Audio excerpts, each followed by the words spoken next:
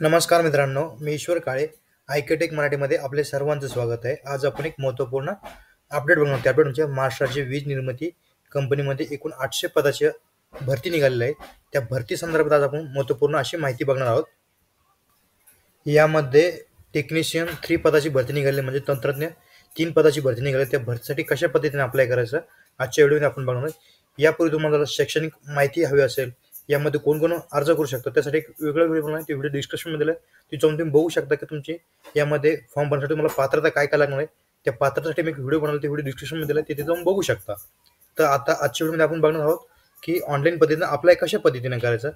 त्यासाठी मी तुम्हाला ऑनलाईन पद्धतीने अप्लाय कशा करायची वेबसाईटची लिंक तुम्हाला मी व्हिडिओच्या डिस्क्रिप्शनमध्ये, त्यावर तुम्ही क्लिक करून डायरेक्ट इथे येऊ शकता. इथे आल्यानंतर समोर आपलं असं काही इंटरफेस इथे बघायला भेटेल. इथं आपल्याला click here for new registration यावर आपल्याला सुरुवातीला क्लिक करायचं. यावर क्लिक केल्यानंतर समोर आपला असं काही इंटरफेस इथं बघायला भेटेल. इथे सुरुवातीला तुम्हाला इथं आल्यानंतर तुम्हाला बेसिक इन्फॉर्मेशन भरायची. तुम्हाला इथं सुरुवातीला फर्स्ट नेम म्हणजे स्वतःचं नाव इथं तुम्हाला टाकायचं आहे. इथं तुम्हाला कन्फर्म फर्स्ट नेम खाली टाकायचं. त्यानंतर तुम्हाला तुमचं मिडल नेम टाकायचं, वडिलाचं किंवा पतीचं नाव इथं आपल्याला टाकायचं. त्यानंतर कन्फर्म तेच नेम आपल्या इथे टाकायचं. इथं तुम्हाला तुमचं लास्ट नेम टाकायचं. त्यानंतर तुम्हाला इथं तुमचं कन्फर्म लास्ट नेम टाकायचं. इथं खाली आल्यानंतर तुम्हाला इथं तुमचं पूर्ण फुल नेम टाकायचं.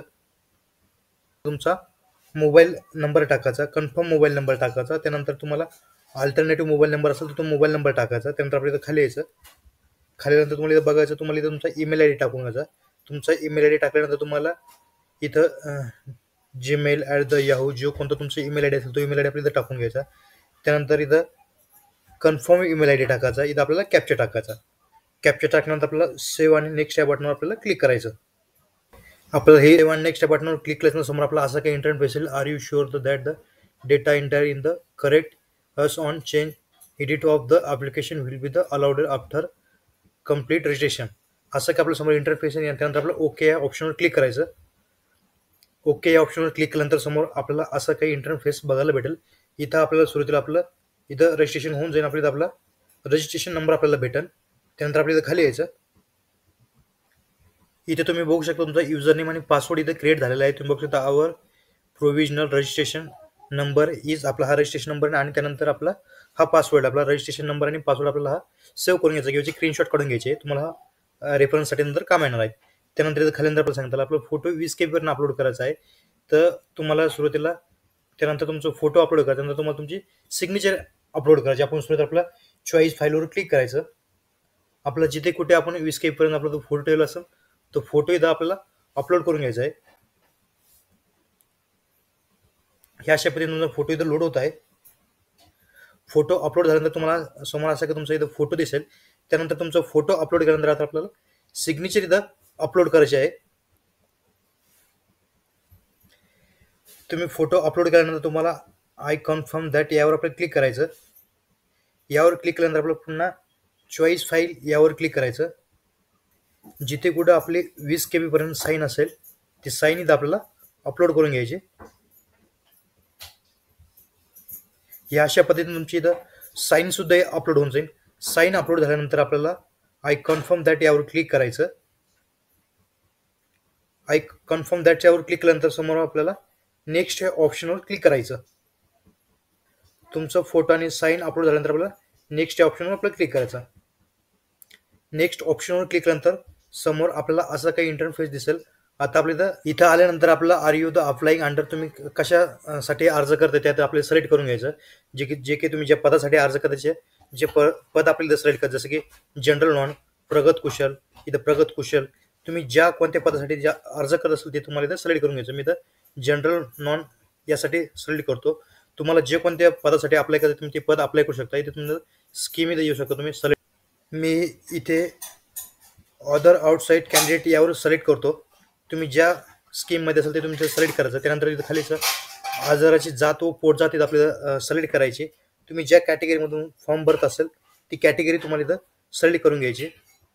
जात पोट जात सिलेक्ट केल्यानंतर पुन्हा आपल्याला खाली यायची. तर तुम्ही कोणत्या जाती अंतर्गत अर्ज करताय तुम्हाला तिथं सिलेक्ट करायची. तुमची जी अंतर्गत जात असेल ते आपल्याला इथं सिलेक्ट करून घ्यायची. मी तो ओपन असल्यामुळे ओपन सिलेक्ट करतो. त्यानंतर आपल्याला इथं पुन्हा खाली यायचं आहे. इथं आपल्याला खाली विचारलेलं आहे किमान 40% अपंगत आहात का असेल तर यस करायचं, नसेल तर नो करायचं. असेल जे रेड स्टार असेल त्याला आपल्याला ती माहिती भरायची. इथं नंतर आपल्याला खाली यायचं. खाली झाल्यानंतर आपल्याला इथं बघायचं. इथं आपल्याला विचारलं आहे अर्जदार माझी सैनिक आहेत का असेल तर होय करायचं, नसेल तर नाही करायचं. त्यानंतर पुन्हा आपल्याला खाली यायचं. ही त्याचबरोबर तुम्हाला इथं विचारलेलं आहे महानिर्मिती कंपनीमध्ये अथवा पूर्व श्रमिकच्या महाराष्ट्र राज्य विद्युत मंडळामध्ये यशस्वीरित्या शिकाऊ उमेदवार प्रशिक्षण व राष्ट्रीय व्यवसाय प्रशिक्षण परीक्षा यशस्वीरित्या पूर्ण केलेले आहेत का असेल तर होय करायचं, नसेल तर नाही करायचं. त्यानंतर आपल्याला इथं पुन्हा खाली यायचं. इथं आपल्याला विचारलंय अर्जदार महाजनको या कर्मचारी आहेत का असेल तर होय करायचं, नसेल तर नाही करायचं. आपल्याला पुन्हा इथं खाली यायचं. हे सिलेक्ट केल्यानंतर इथं आपल्याकडे खाली विचारलंय व्यतिरिक्त प्रकल्प व्यक्तिगत आहात का. आपण असेल तर यस करायचं, नसेल तर नो करायचं. त्यानंतर सर्वेक्षण गट क्रमांक आपल्याला इथं टाकून घ्यायचा. त्यानंतर आपल्याला ही माहिती मॅन्डेटरी नाही, इथं सोडून दिली तरी चालते. त्यानंतर आपल्याला प्रकल्पग्रस्त प्रमाणपत्र जारी करणाऱ्या प्राधिकरणाचे नाव इथं आपल्याला टाकून घ्यायचं. तुम्ही प्रकल्पग्रस्त असाल तर, नसेल तर काही टाकायची गरज नाही. त्यानंतर आपल्याला पुन्हा इथं खाली यायचं. इथं आपल्याला खाली आल्यानंतर आपल्याला विचारलं आपण भूकंपग्रस्त व्यक्ती आहात का असेल तर होय करायचं, नसेल तर नाही ऑप्शनवर क्लिक करायचं. त्यानंतर अर्जदार महाराष्ट्राचा आदिवास आहे का तर आपल्याला येस या ऑप्शनवर क्लिक करायचं. त्यानंतर आपण अति उच्च गुणवत्ताधारक खेळाडू आहात का असेल तर होय करायचं, नसेल तर नाही करायचं. त्यानंतर आपल्याला पुन्हा इथं खाली यायचं. ही माहिती मॅन्डेटरी नाही, त्यामुळे ही माहिती नाही भरली तरी चालते. त्यानंतर आपल्याला खाली यायचं. तुम्ही अनाथ आहात का असेल तर होय करायचं, नसेल तर नाही या ऑप्शनवर क्लिक करायचं. त्यानंतर आपल्याला इथं राष्ट्रीय तत्व इंडियन दाखवेल. त्यानंतर आपल्याला विचारलेलं आहे इथं अर्जदाराचे पूर्वी नावात काही बदल केलेला आहेत का. तुमच्या यापूर्वी नावात काही बदल केला असेल तर येस करायचं, नसेल तर नाही करायचं. त्यानंतर आपल्याला खाली यायचं. इथे खाली नंतर सेंटर ऑफ एक्झामिनेशन परीक्षा केंद्र, इथं तुम्हाला तुमचं एक्झाम केंद्र इथं सिलेक्ट करायचं आहे. तुम्हाला इथं एकूण 3 एक्झाम केंद्र सिलेक्ट करायचं तुमची परीक्षा ते केंद्रावर आहे. इथं मी इथं पहिल्या ऑप्शनमध्ये मी परीक्षा केंद्र सिलेक्ट करतो. तुम्ही दुसऱ्यांदा सुद्धा एक परीक्षा केंद्र इथं सिलेक्ट करायचं जे तुम्हाला जवळचे असेल तिथं तुम्हाला परीक्षा केंद्र सिलेक्ट करायचे असे 3 एकूण.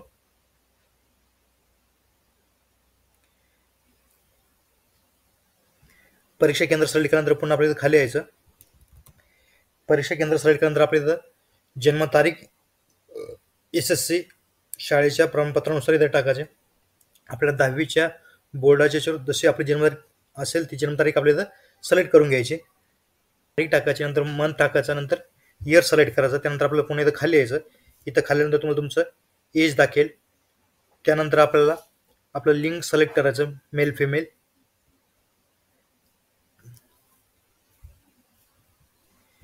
इथं तुम्ही तुमची डेट ऑफ बर्थ सिलेक्ट केल्यानंतर आपल्याला do you have twins brother sister, तुम्ही जुळे बहीण भाऊ असेल तर येस करायचं, नसेल तर नो ऑप्शनवर क्लिक करायचं. त्यानंतर आपल्याला इथं जेंडर ऑफ ट्विन्स आपण नो केल्यामुळे इथं आपल्याला काही सिलेक्ट करण्याची गरज नाही. त्यानंतर तुम्हाला इथं विवाहित स्थिती विचारली तुम्ही मॅरिड आहात का अनमॅरिड आहात. मॅरिड असेल तर मॅरिड करा, अनमॅरिड असेल तर अनमॅरिड करा. जे काय असेल तुम्ही ते इथं करू शकता. त्यानंतर इथं आपल्याला फादर्स नेम तुम्हाला तुमचे इथं वडिलाचं नाव टाकून घ्यायचं. इथे तुम्हाला त्याच्यानंतर तुमच्या खाली आईचं नाव टाकायचं. तुम्हाला पाऊस नेम इथं तुम्हाला टाकायचं. तुमच्या वडिलाच्या आईचं नाव टाकल्यानंतर स्पाऊस नेममध्ये तुम्हाला तुमच्या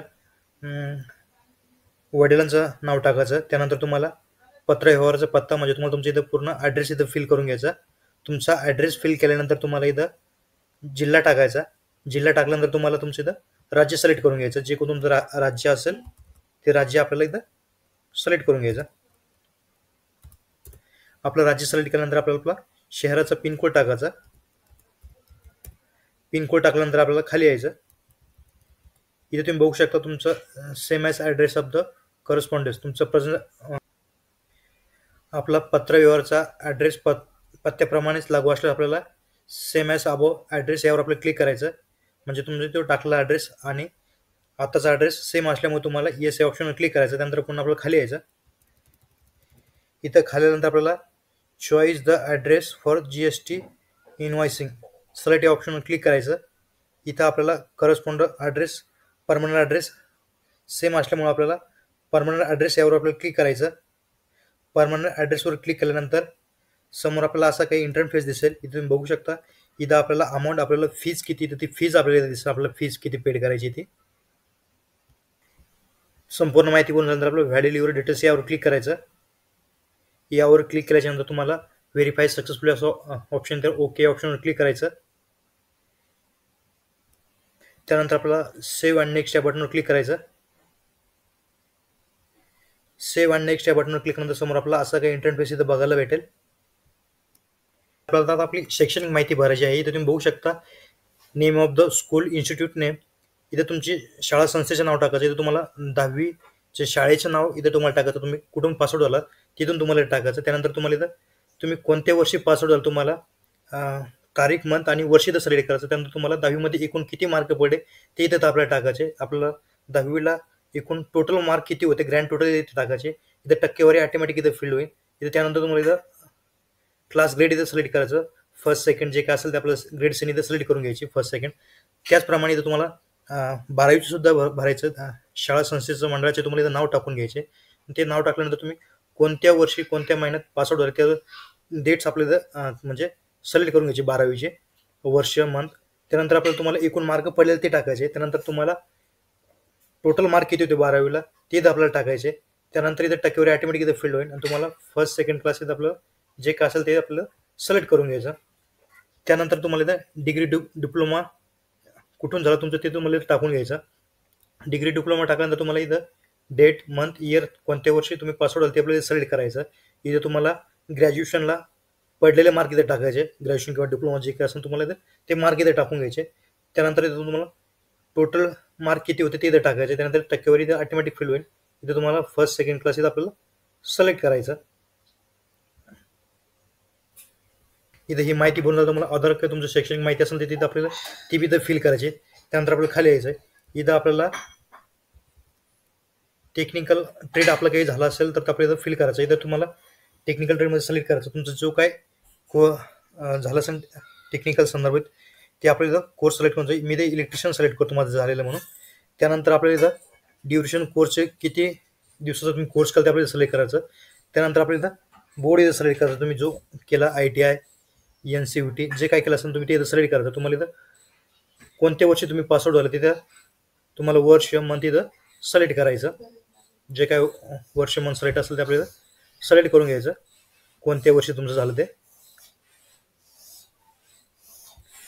त्यानंतर तुम्हाला इथं मॅक्झिमम मार्क टाकायचे इथं आणि तिथं तुम्हाला ऑप्टेन मार्क टाकायचे. त्यानंतर इथं टक्केवारी इथं ऑटोमॅटिक फिल्ड होईल. तुम्हाला इथं ग्रेड सेन इथं सिलेक्ट करायचं तुम्हाला. त्यानंतर तुम्हाला नेम ऑफ इन्स्टिट्यूट टाकायचं. तुम्ही कुठून केलं ते नेम ऑफ इन्स्टिट्यूट आपल्याला इथं टाकायचं. इथं आपल्याला विचारलं do you have knowledge of Marathi language, तर येस या ऑप्शन आपल्याला क्लिक करायचं. त्यानंतर इथं आपलं खाली वर्क एक्सपिरियन्स, तुम्हाला यापूर्वी काही कामाचा अनुभव असेल तर ते माहिती इथं आपल्याला भरून घ्यायची. त्यानंतर आपल्याला खाली यायचं. इथं आपण आपलं मराठी लँग्वेज येत असल्यामुळे आपण सिलेक्ट केलं त्यामुळे आपल्याला रीड, राईट, स्पीक इथं सगळं आपल्याला ॲरोवर सिलेक्ट करायचं. मला इथं वाचता लिहिता येते, बोलता येते ते मराठी लँग्वेज, तर आपल्याला सिलेक्ट करायची. त्यानंतर आपल्याला पुन्हा इथं खाली यायचं. इथं खाली नंतर तुम्ही बघू शकता आपल्याला व्हॅलिड माहिती बोलून झाल्यानंतर आपल्याला व्हॅलिड आवर डिटेल यावर क्लिक केल्याच्या नंतर आपल्याला ही माहिती लोड होऊन जाईल. व्हॅलिड ऑप्शनवर क्लिक करून आपली माहिती सेव्ह सक्सेसफुली होऊन जाईल. सेव्ह सक्सेसफुली झाल्यानंतर आपल्याला सेव्ह अँड नेक्स्ट ऑप्शनवर क्लिक करायचं.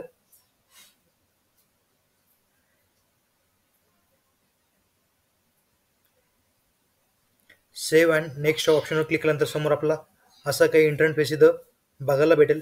इथे तुम्हाला आता शेवटचं ऑप्शन आहे. इथं आता तुम्हाला पेमेंट करायची आहे. इथं तुम्हाला तुमची भरलेली माहिती इथं आपल्याला दिसेल. इथं खाली येऊया आपण. इथं आपल्याला आपली रजिस्ट्रेशन डिटेल इथं बघायला भेटेल.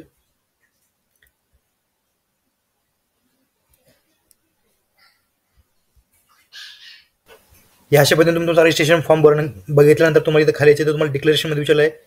इथे तुम्हाला विचारलं आहे तुम्हाला, मी इथं मॅरिड सिलेक्ट केल्यामुळं तुम्हाला इथं किती अपत्य ते विचारलं. तिथं तुमचं अपत्य ते टाकून घ्यायचं. तुम्हाला 2005 नंतर किती अपत्य ते तुम्हाला टाकून घ्यायचं. त्यानंतर तुम्ही जरा अनमॅरिड असाल तर तुम्हाला हे काही भरण्याची आवश्यकता नाही. तुम्हाला हे ऑप्शन येणार सुद्धा नाही. त्यानंतर आय ॲग्री ऑप्शनवर क्लिक करायचं. आय ॲग्री ऑप्शनवर क्लिक केल्याच्यानंतर समोर आपल्याला कन्फर्म रजिस्ट्रेशन यावर क्लिक करायचं. कन्फर्म रजिस्ट्रेशनवर क्लिक केल्यानंतर आपल्याला इथं ओके ऑप्शनवर क्लिक करायचं. ओके ऑप्शनवर क्लिक केल्यानंतर आपल्याला आर यू शुअर कंटिन्यू ऑप्शनवर क्लिक करायचं. पुन्हा ओके ऑप्शनवर क्लिक करायचं. त्यानंतर समोर आपला असा काही इंटरफेस येईल. इथं आपल्याला हा कॅप्चा टाकून घ्यायचा. कॅप्चा टाकल्यानंतर आपल्याला सबमिट ऑप्शनवर क्लिक करायचं. सबमिट ऑप्शनवर क्लिक केल्यानंतर आपल्याला do you want proceed for payment okay ऑप्शनवर क्लिक करायचं. बघू शकता तुम्हाला समोर नंतर असा काही इंटरफेस येईल. इथे तुम्ही कार्डद्वारे पेमेंट करू शकता. Internet banking, wallet, QR code. इथं आपल्याला क्यूआर कोडने पेमेंट करणं सोपं राहील.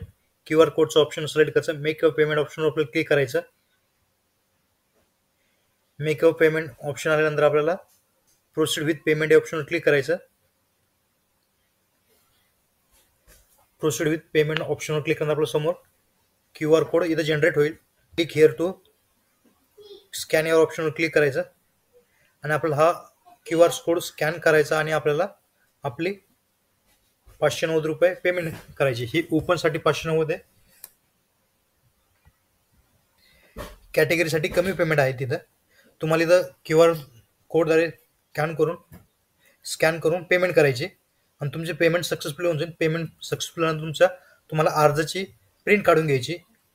अर्जाची प्रिंट काढल्यानंतर तुम्हाला येणाऱ्या भविष्याच्या रेफरन्ससाठी तुम्हाला ती अर्जाची प्रिंट काम येणार आहे. आजचा हा असा महत्त्वपूर्ण व्हिडिओ होता. व्हिडिओ आवडल्यास लाईक करा, कमेंट करा, शेअर करा. असेच महत्त्वपूर्ण अपडेट बघण्यासाठी चॅनलला सबस्क्राईब करून ठेवा. थँक्यू, धन्यवाद. पुन्हा भेटू नवीन अपडेटसह.